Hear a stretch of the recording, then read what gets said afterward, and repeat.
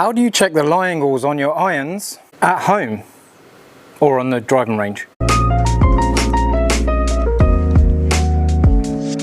So the things that you need to do a quick spot check on your iron lie angles is a line 'em up and a Sharpie or permanent marker pen. Now I do have one extra thing, which are stickers that go on the club face and show you different lie angles on here on the face, but you don't necessarily need that sticker. But all I'm going to do here is draw a straight line on the ball here, like so. So what you're trying to do here is you're trying to line the ball up so it is as vertical as possible. Do your best to get it straight up. And it's best to do this while the ink is wet so it marks the face.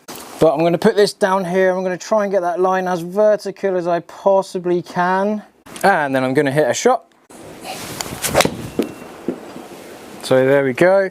So one thing here is to be mindful of the general direction that you get. So the direction will mix with your lie angles in a good way or a bad way. And as your club comes through impact, if it comes through impact with that toe further down, the line will be more this way. And if we're up towards that toe, we need it to be flatter to level out that line.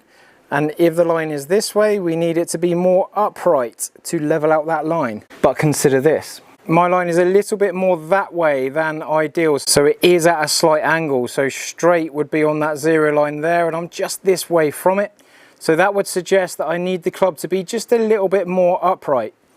However, if I point this at the target, if I go more upright, that is more likely to go left. If I go flatter, I'm going to bring that ball flight to the right hand side. So for me, I don't mind that being a little bit out of sync because I hit a high draw most of the time, and when I hit a high draw, if I go more upright, I'm more likely to go further left, and I don't want to miss left. So let's see if I can get that line on the face again. It might have dried out. And then I get a slightly better contact on the flight, and I get a little fade on there as well, which is nice. And the second shot I have is more vertical, so it is in line with the first one. So when I sort my dynamics through the ball out and get a better flight, I get a better result on here. So what you don't want to do in this scenario is hit one shot and go, oh yeah, my lie angles are wrong. Hit a few.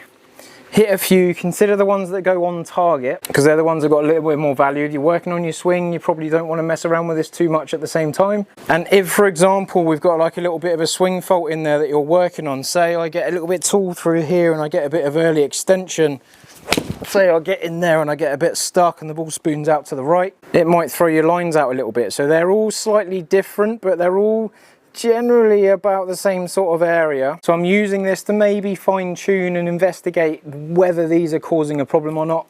But if you're generally hitting the ball where you want to hit it, I wouldn't worry too much about your lie angles.